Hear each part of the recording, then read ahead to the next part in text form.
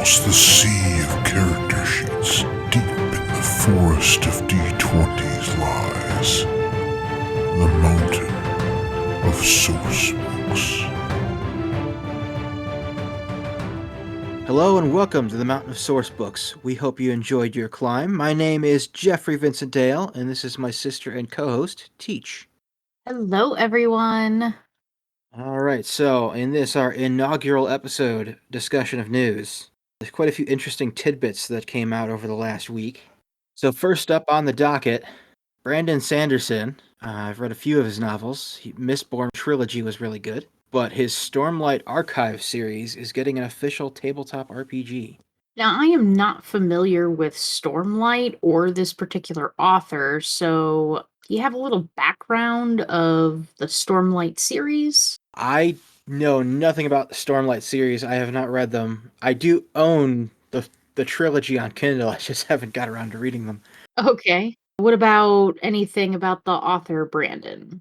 Brandon Sanderson, he's one of the big names in fantasy right now. He wrote a trilogy of books called Mistborn that I read that were really good. He also, you've probably heard of the Wheel of Time series. Mm-hmm. The author of that series died before he could finish the books, but before his death, he knew he was going to be dying, so he prepared an outline for the series and handed the series off to Brandon Sanderson to finish it. Oh, wow. Yeah. No pressure there. I believe his conclusion of the series was pretty well received. I think he wrote multiple novels, not just the last one. I didn't Wow. get very far in Wheel of Time. I only read the first book.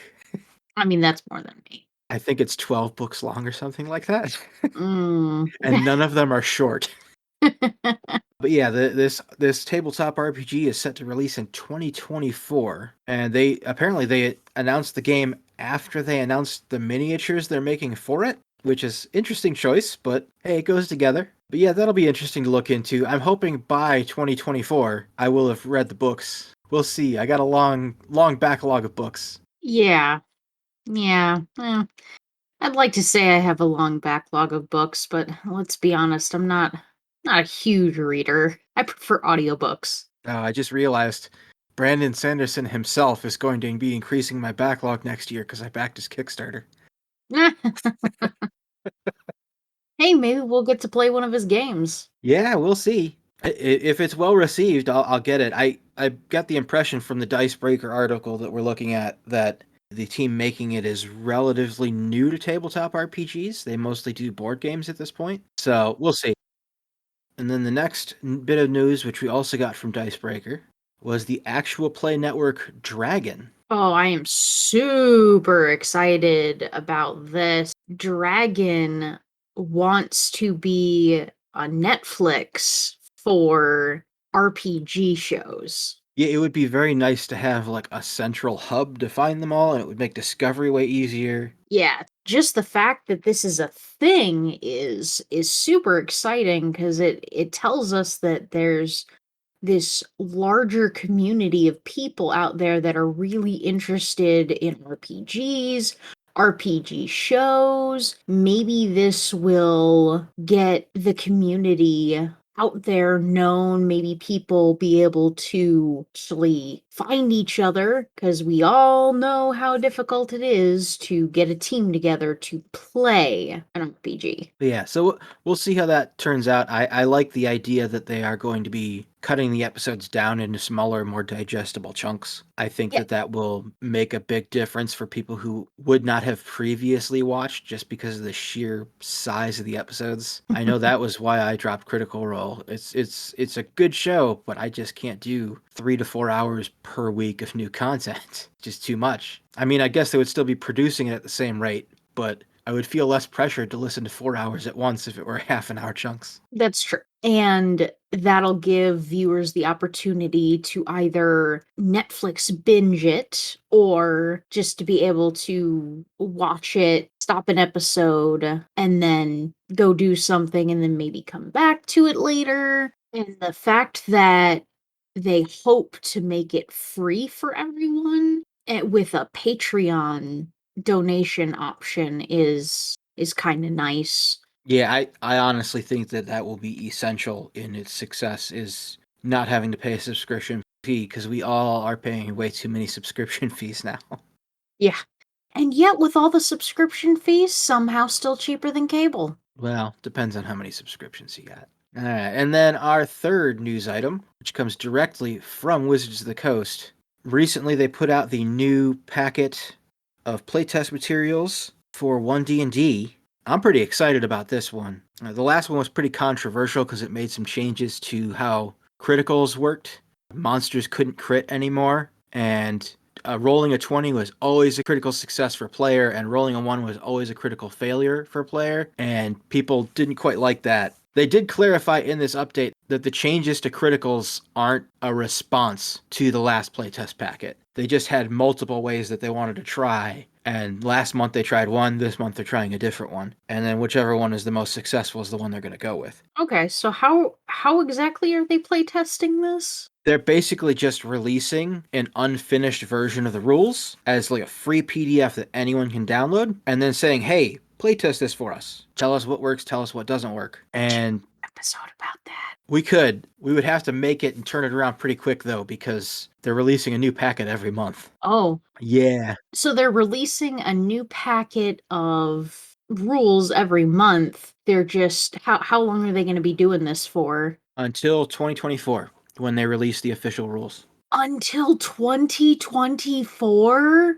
Yep. New rules every month until 2024. Well, to be clear, this is just playtests, so these aren't like replacing the existing rules. Well, yeah, but that's still a lot. We'll take out a lot of playtesters and they have a lot to test.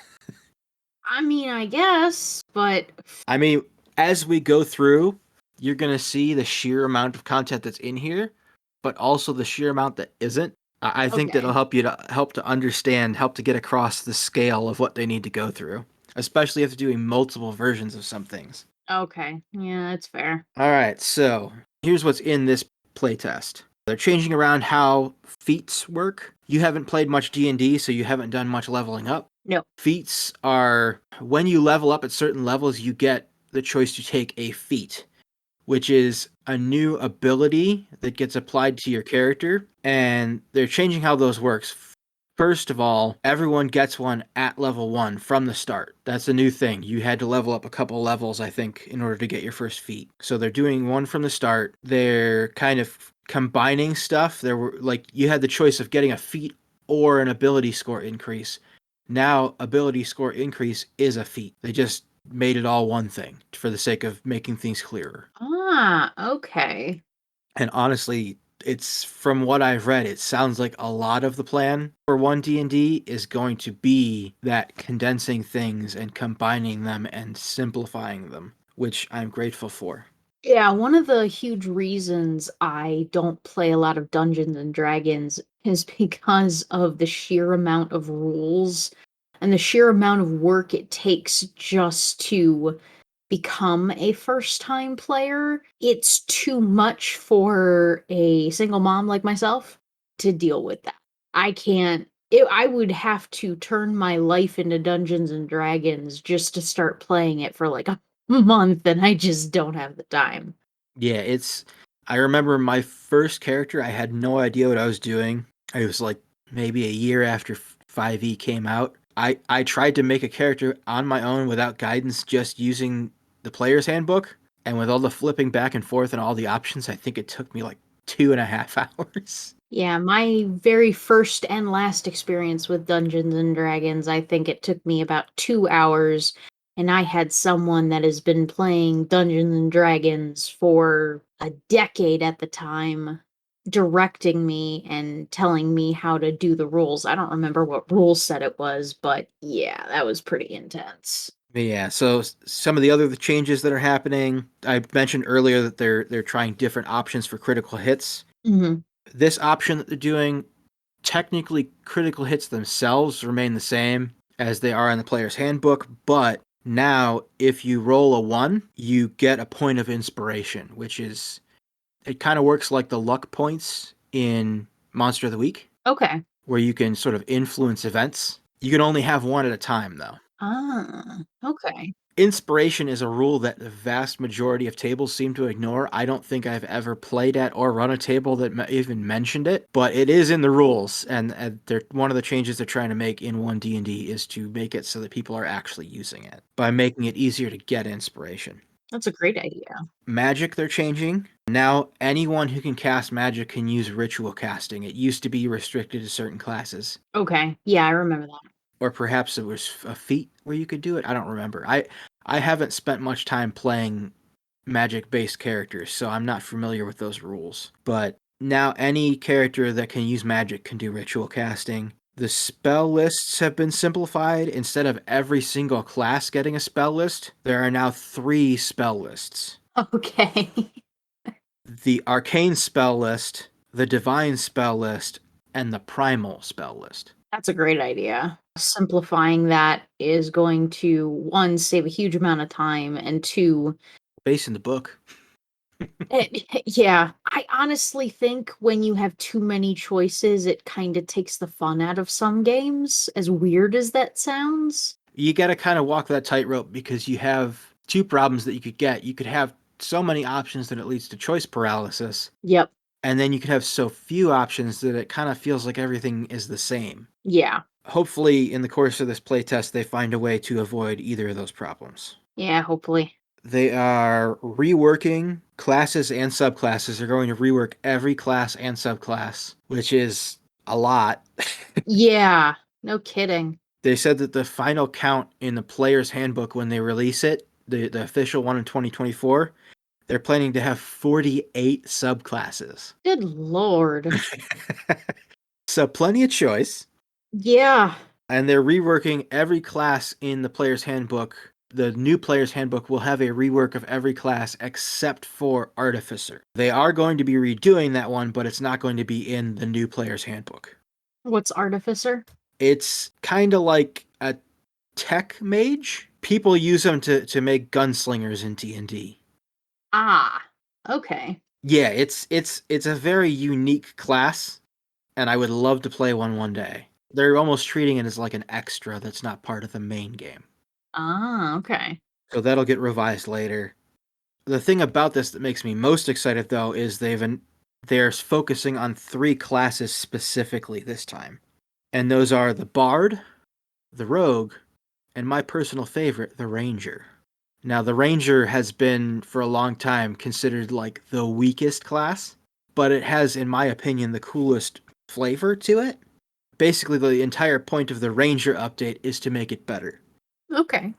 And the reason they picked these 3 is because these 3 classes, above all the other ones that are going to be in the player's handbook, they're all grouped together as expert classes.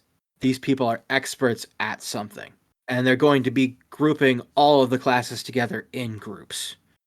This is the only one they've officially announced is the expert group. But then presumably next month we'll get another group of a couple of classes.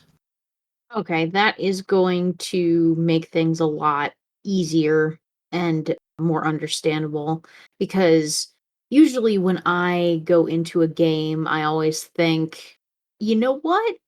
I want to be healer because I know someone that always goes for the healer. That is a rare commodity. So I always go for the healer, and if I'm going into a game, it's just like, all right, what character can I make into a healer? Oh, these are a lot of choices. This is a lot. Too much. Paralysis. Yeah, so it sounds like the point of the groups is to make it easier to create a balanced party, Yes. because then you can just have each player pick a class from a group, and then you've got all your bases covered. Yeah, and you've still got a ton of choices after that. Yeah. That'll be super helpful. And looks like that's it for all that they're changing. But yeah, that's just one packet of playtest rules that we discussed here. That's not even talking about last month. And yeah, like I said, it's they got a lot to cover because they still have most of the classes to cover. They've only covered the new spell list up to level 9, so they've got to add more spells to that. And they're not just playtesting for the player's handbook, they also have to update the monster manual, and the Game Master's Guide. They're going to be releasing all three together as a new core rule set. Well, I guess in 2024, we're going to be having some fun. Yeah, we're going to be relearning D&D. Woohoo! I'm game. Oh, and another thing, they have said they're going to try and go out of their way to keep 1D&D backwards compatible with 5e. Oh, If you have adventures from 5e, like we're planning on playing through the Spelljammer adventure at some point, Light of Xerixis, according to this, their plan is to have it so that that adventure will remain playable in 1D&D. that's awesome. Yeah, that's very comforting to hear because I have too many adventures. Yes, I believe you have a wall of D&D inspired, or no, you have a wall of RPG stuff and then an entire row set aside for D&D. Yeah, well, right now, I'm going to need more shelf space, but right now I have a storage futon in my room, and pretty much that whole futon is just official 5e content. Gosh. Well, okay, it's not all official now that I'm thinking about it. I do have some Lord of the Rings content that was third party that's in there, but still. Okay. Well, we'll invest in some shelf space in the future for you. Yeah. But yeah, that's looking like the biggest news in tabletop right now. So I guess it's time for us to move on to our review then.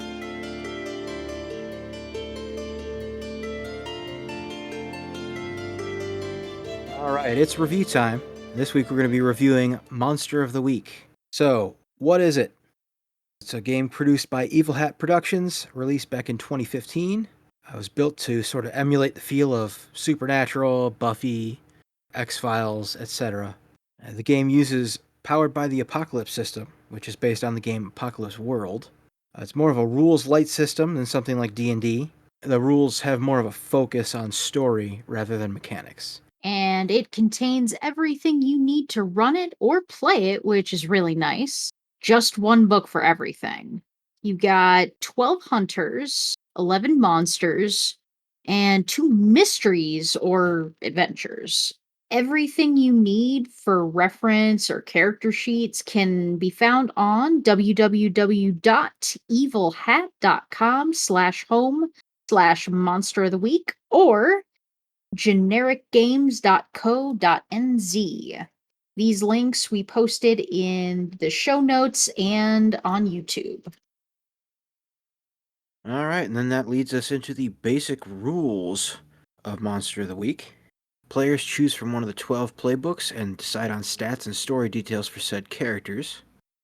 As part of character creation, the teams sit down together and choose from playbook-specific questions to answer together and define the relationships between their characters.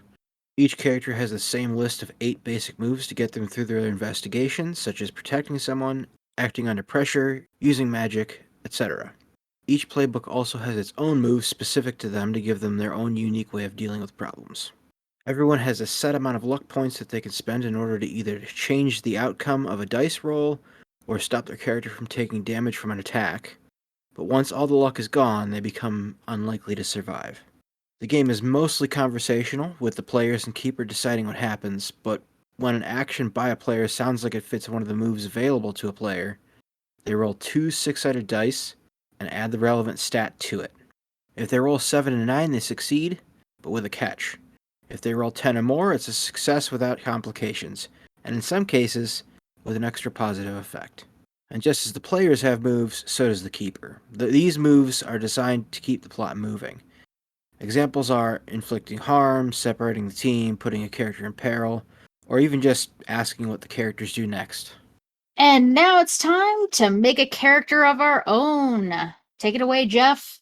Alright, so we've got 12 choices for different playbooks. And I have a D12. So, what Jeff is going to do is explain the general synopsis of these.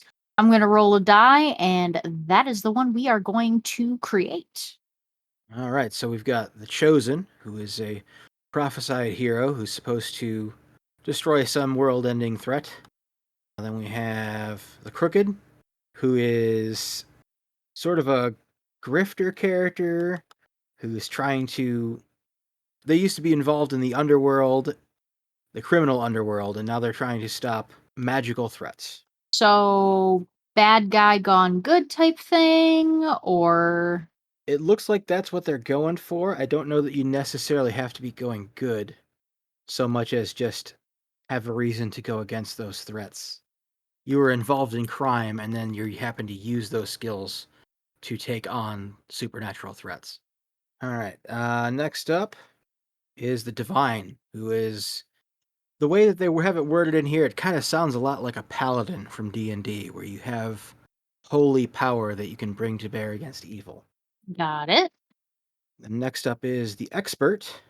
The one I chose. Yes, and this is really sort of a person who's all about taking on supernatural threats. Like that's their thing.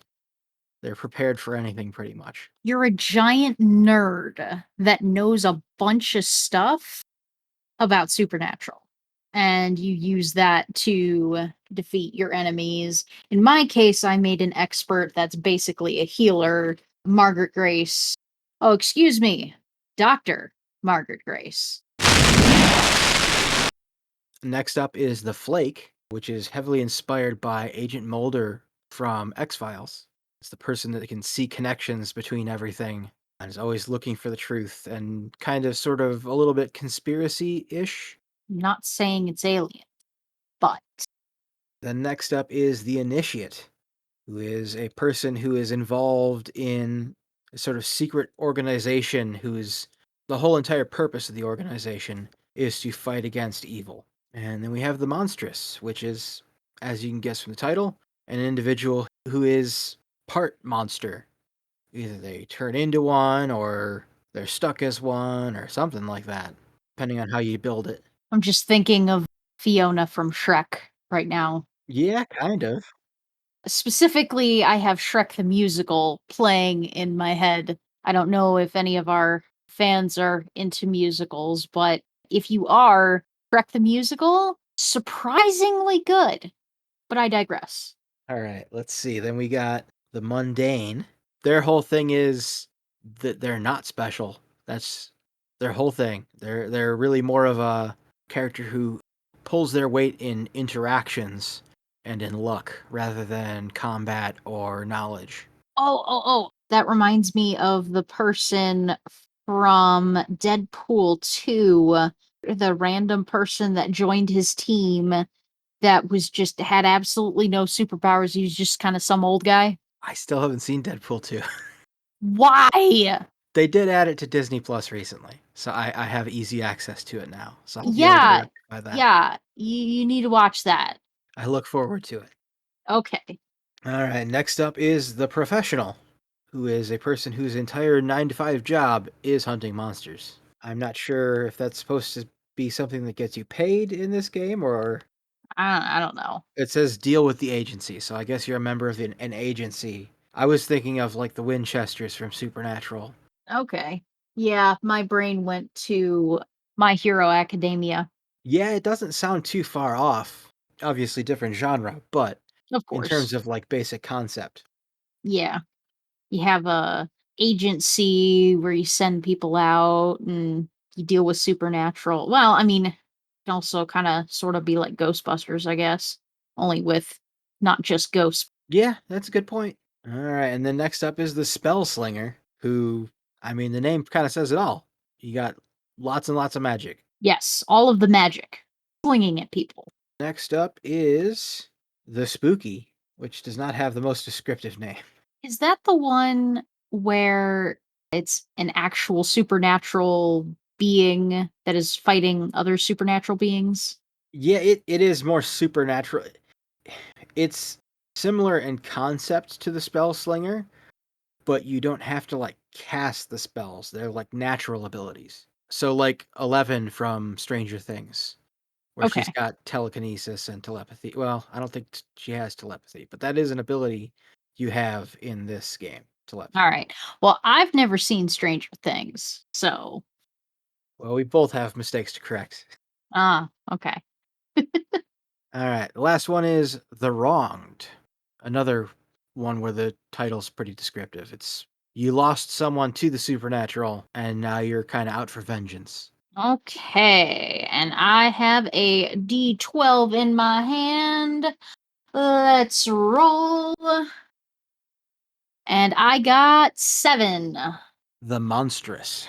The monstrous. Okay. The first question is we have to decide if we were always this way or if we were originally human and were transformed into whatever this creature is. Okay. Let's go with we've always been this way. And what name would our monster parents give us? Fiona. All right, we can go with that. Let's do it. All right, so were we always fighting for good or were we evil and changed sides? We're looking for our magical prince. No. Let's go with we've always been fighting. We have to pick a curse next. We have a list of 4 curses that we can choose from.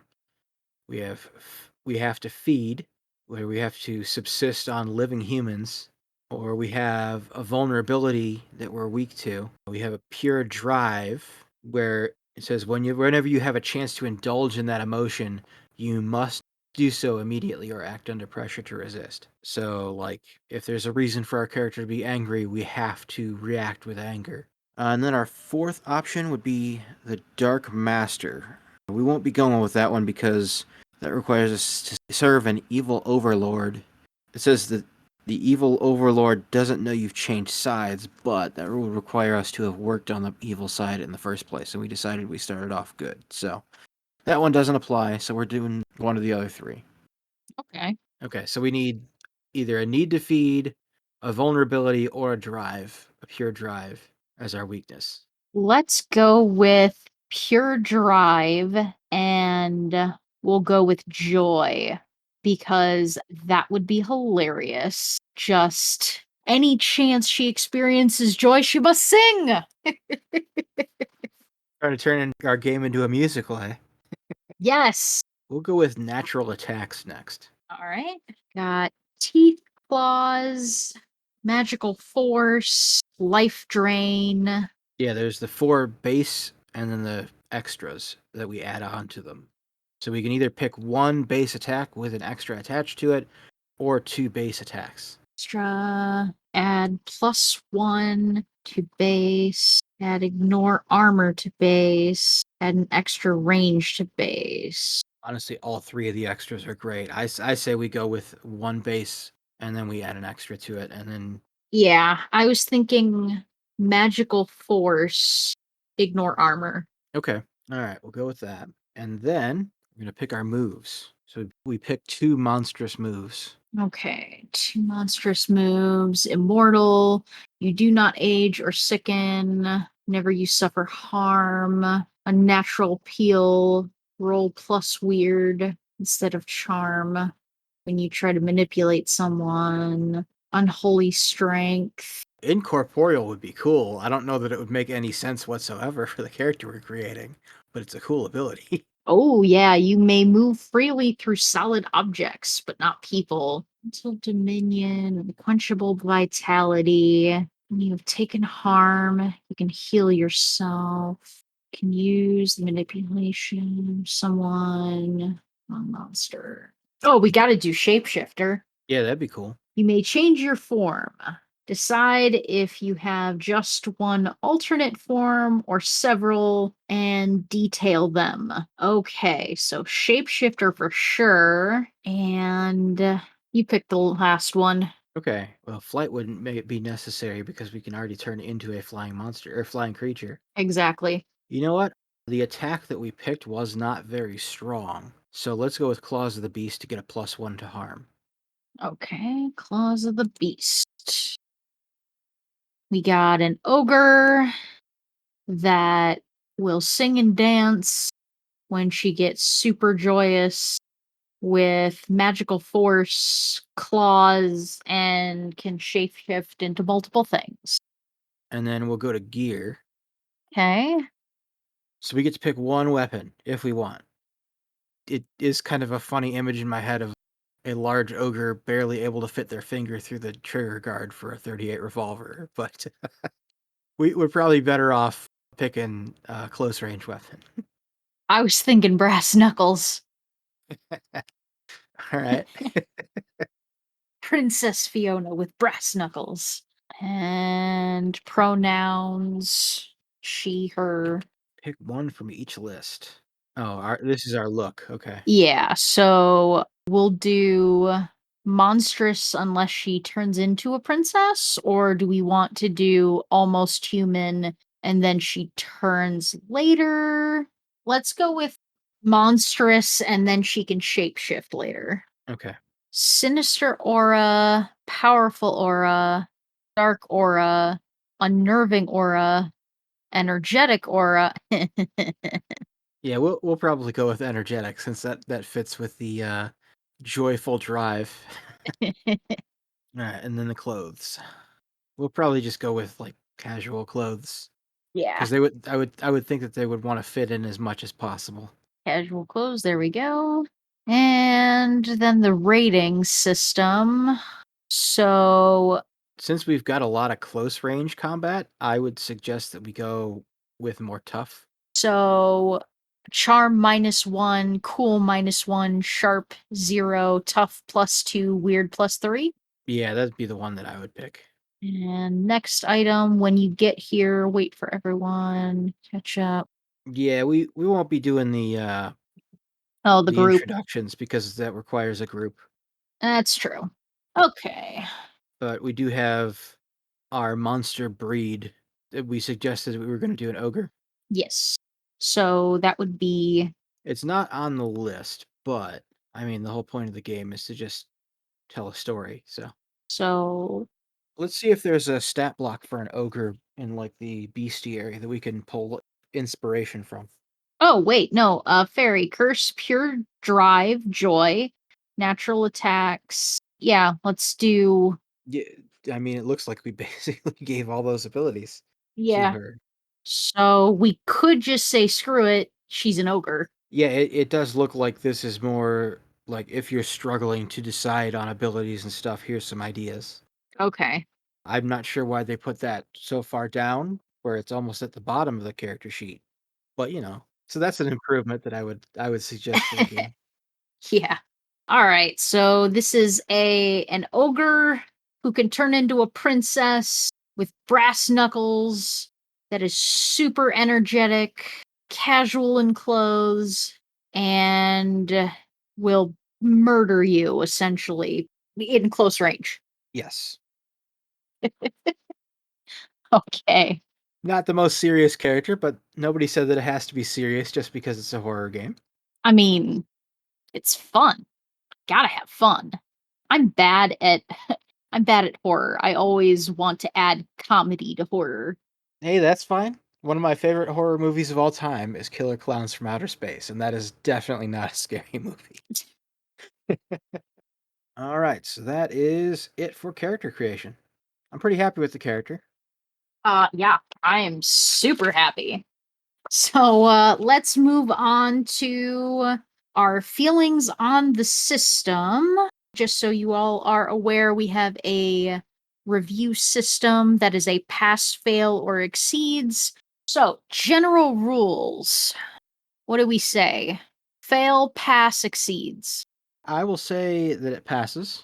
I like that it's keeps things simple and story focused, but at the same time, there were a few times like when we were playing near the beginning where we were doing investigate a mystery with those dream sequences, and I just had no idea what to do. I feel like I could have used a little bit more, maybe description or structure or something in that to sort of help me figure out how to apply that Okay. to that situation a little better. It was a little bit of a unique situation, so it most people probably won't have a problem there. But All right. overall, I like the rules. I did run into a situation where they failed me a bit, but that's about it. I would say it passes as well.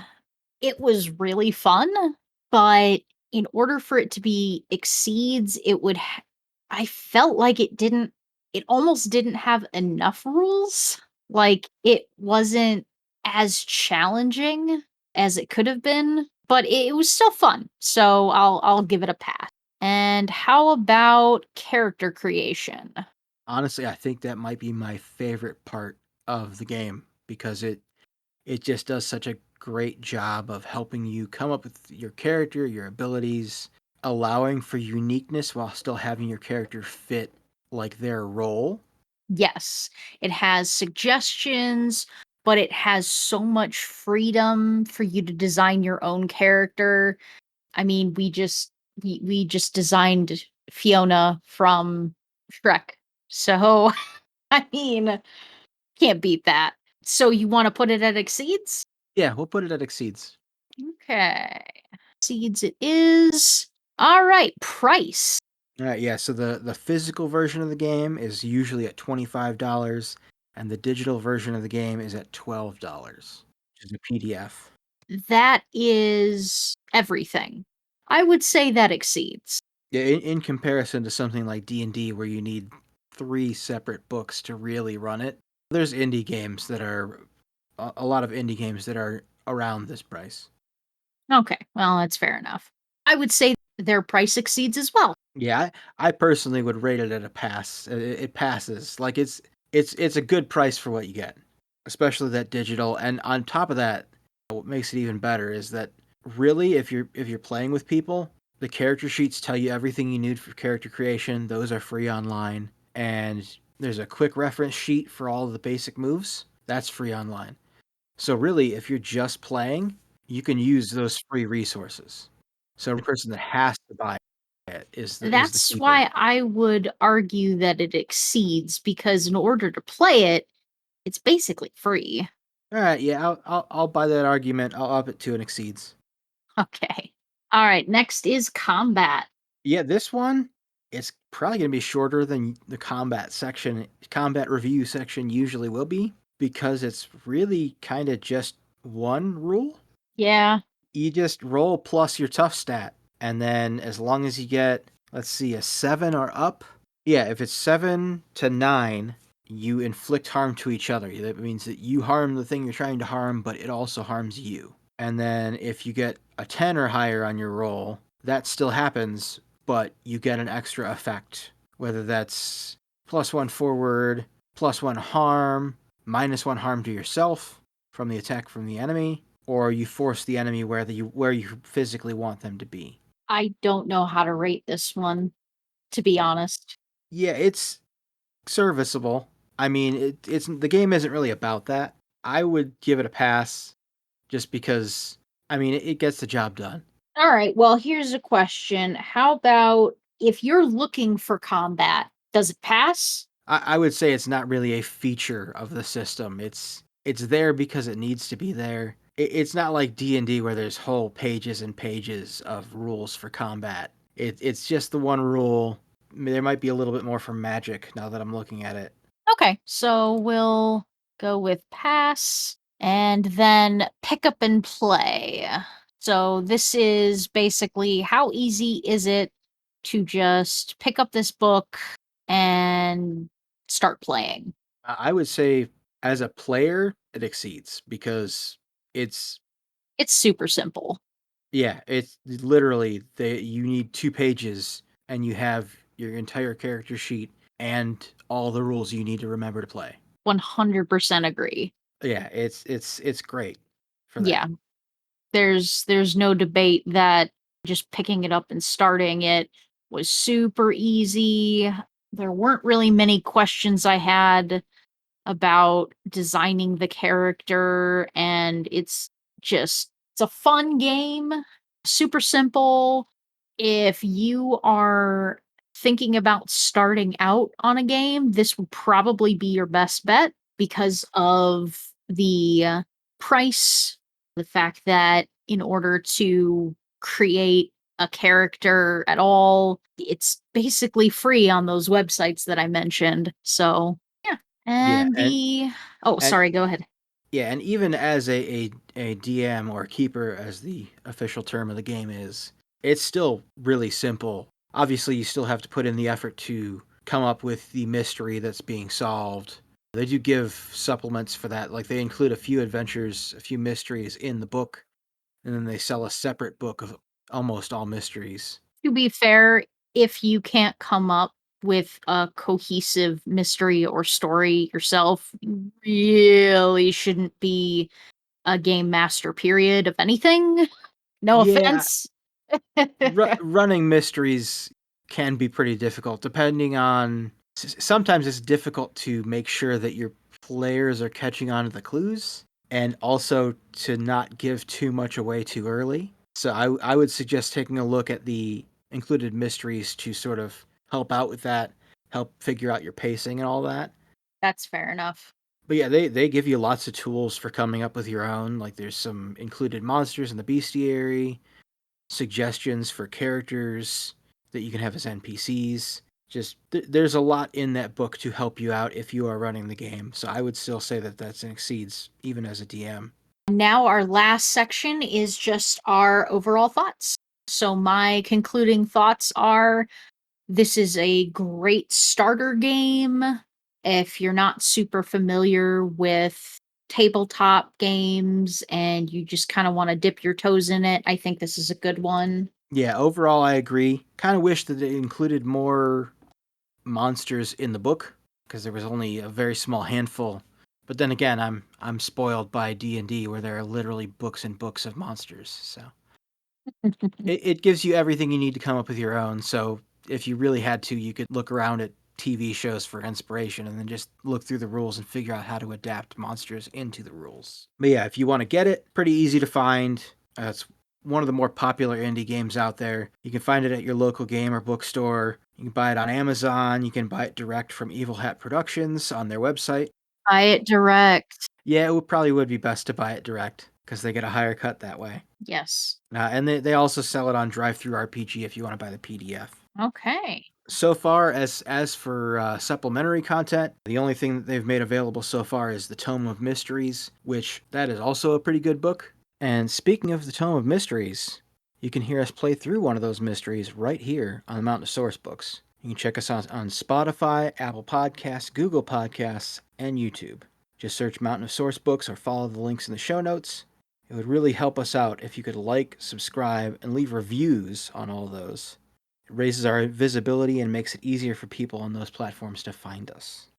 We not only do podcasts about tabletop games, we also have a Twitch stream where we go live every Monday, Wednesday, and Friday night playing all kinds of other games.